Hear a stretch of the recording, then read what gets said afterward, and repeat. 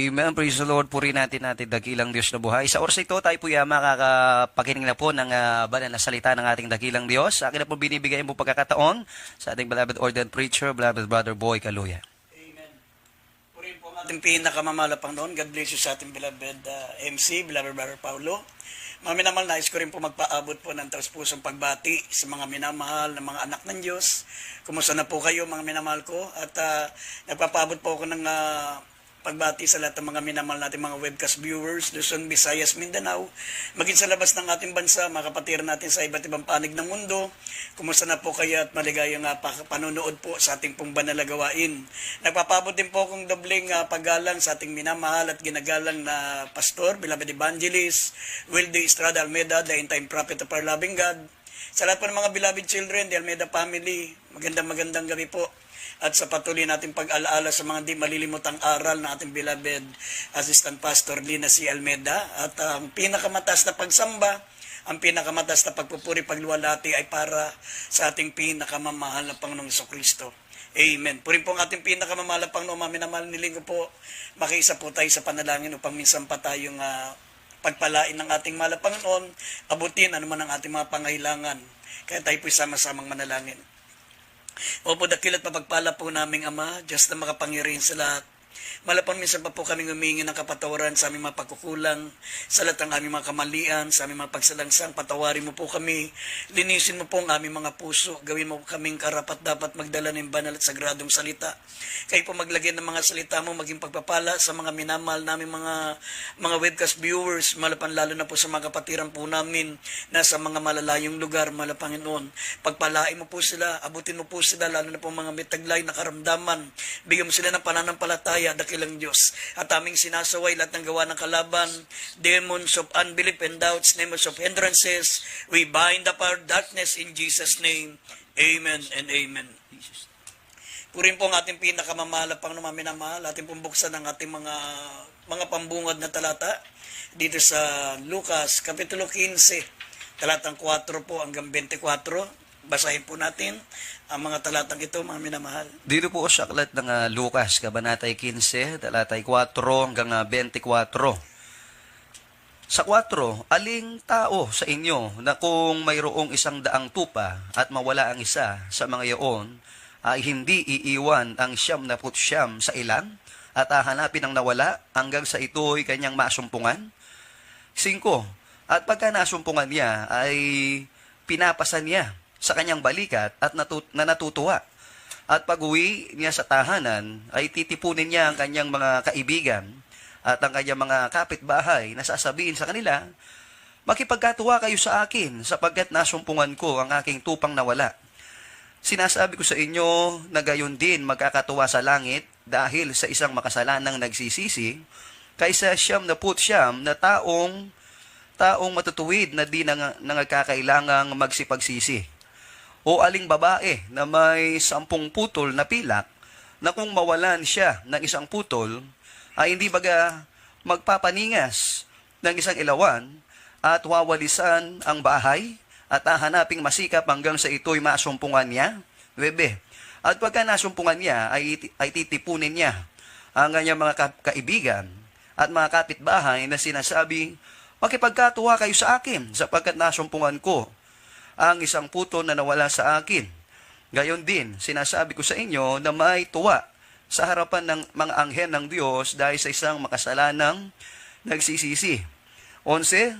At sinabi niya, may 1 tao na may 2 anak na lalaki at sinabi sa kanyang ama ng bunso, Ama, ibigay mo sa akin ang bahagi ng iyong kayamanang nahukol sa akin, at binahagi niya sa kanila ang kanyang pagkabuhay. At hindi nakaraan ng maraming araw ay tinipong lahat ng anak na bunso ang ganang kanya at naglakbay sa isang malayong lupain at dooy inaksaya ang kanyang kabuhayan sa palunging pamumuhay. At nang magugol na niyang lahat, ay nagkaroon ng isang malaki kagutom sa lupain niyaon at siya ay nagpasimulang magkailangan.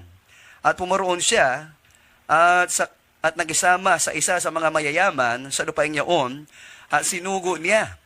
Sinugo niya siya sa kanyang mga parang upang magpakain ng mga baboy. 16. At ibig sana niyang mabusog ang kanyang tiyan ng mga ipa na kinakain ng mga baboy at walang taong magbigay sa kanya. Datapwat na nga siya'y makapag-isip ay sinabi niya, ilang mga alilang upahan ng aking ama ang may sapat at lumalabis na pagkain. At ako rito'y namamatay ng gutom. 18, magtitindig ako at paroroon sa aking ama at aking sasabihin sa kanya, Ama, nagkasala ako laban sa langit at sa iyong paningin. Hindi na ako karapat-dapat na tawaging anak mo, gawin mo akong tulad sa isa sa iyong mga alilang upahan. 20, at siya'y nagtindig at pumaroon sa kanyang ama, datapwat samantalang nasa malayo pa siya, ay natanawan na siya ng kanyang ama at nagdalang habag at tumakbo at niyakap siya sa liig at siya'y hinagkan. 21, sinabi ng anak sa kanya, Ama, nag-asala ako laban sa langit at sa iyong paningin, hindi na ako karapat-dapat na tawaging anak mo. Datapwat sinabi ng ama sa kanyang mga alipin, dalhin ninyo ritong madali ang pinakamabuting balabal at isuot ninyo sa kanya at lagyan ninyo ng singsing ang kanyang kamay at mga panyapak ang kanyang mga paa. 23, at kunin ninyo ang pinatabang guya at inyong patayin at tayo magsikain at magkatuwa. 24, sapagkat patay na ang anak kong ito at muling nabuhay, siya'y nawala at nasumpungan at siya'y magpasimulang magkatuwa. Amen. Mami naman lang ating pong paksa ay pamagatan po natin, Joy over just one saved. Ang kagalakan kapag mayroong isa, mami na mahal, na maliligtas. Alam niyo po, mami na mahal, kung makikita nyo lamang ang senaryo na nagaganap sa langit kapag mayroon po tayong mga nailalapit nakaluluwa sa paanan ng ating pinakamamahal na Panginoon, talagang magkakaroon po tayo ng entusiasm, magkakaroon po talaga tayo ng pananabik, maminamal na makapagdala ng kaluluwang makasalanan sa harapan ng ating mahal na Panginoon. Kaya dito po, maminamal, makita niyo po kung paano pinahalagaan ng mahal na Panginoon Diyos ang bawat kaluluwa na maliligtas. Ayaw niya naman tao po'y mapapahamak. Mga minamalisang kagalakan para sa ating mahal na Panginoon na maligtas po ang isang makasalanan at makapiling niya sa langit. Dito po, maminamal, ang taong makasalanan na lumalapit sa Diyos ay sabi nga, inalintulad sila unang-una dito po sa nawalang tupa. Kapag nawalan ka ng tupa, mga minamahal, talagang hindi po maalis ang kalungkutan mo. Iiwanan mo yung mga napakarami mong mga kawan. Iiwanan mo mga alaga mong mga di mabilang na mga kawan mo para hanapin lang ang tupa, sapagkat para sa iyo, maminamahal, hindi kumpletong kagalakan mo kapag mayroon pong nawawala. Sabi rito, mga minamal, iniwan niya ang 99 na tupa para hanapin ang isang nawawalang tupa. At nung ito'y kanyang nasumpungan, sinabi rito, mga minamal, inimbita niya ang kanyang mga kaibigan at sinabi niya, mga minamal, na tayo magtuwa sapagkat ang nawalang tupa kong ito at ngayon ay nasumpungan ko. Nasumpungan ko. Katulad din po, mga minamal, ng isang babae na nawalan po ng pilak. Sa kanyang 10 pilak, maminamal, nawala po yung isa.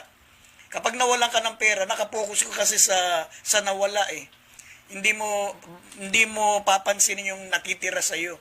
Hahanapin mo yung nawala at hindi ka kontento.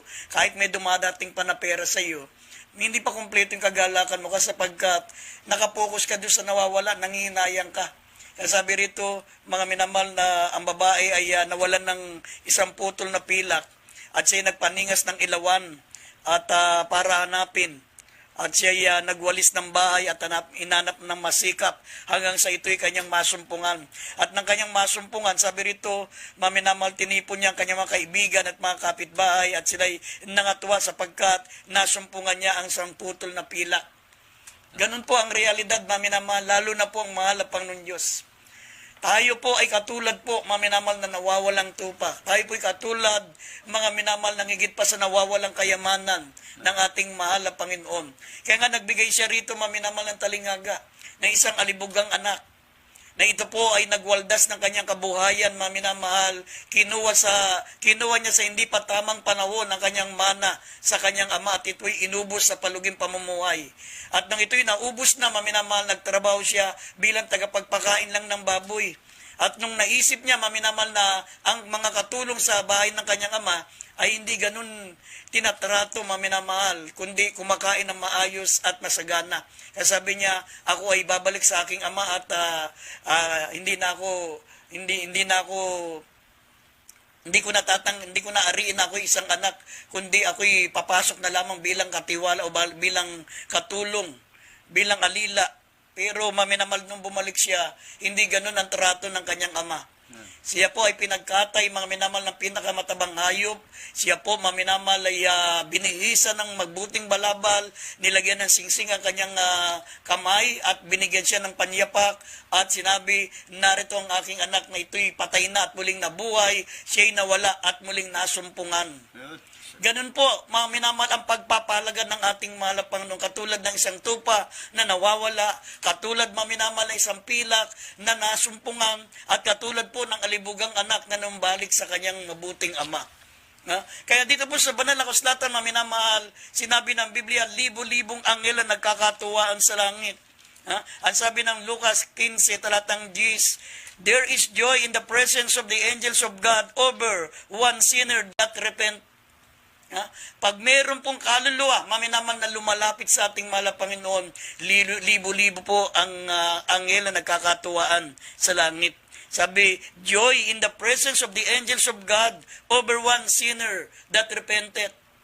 Pag sila po, maminamal, ay nailapit natin sa ating pinakamamahal na Panginoon, tandaan po natin, kung nagagalak ang mga anghel sa kalangitan, lalo na po ang ating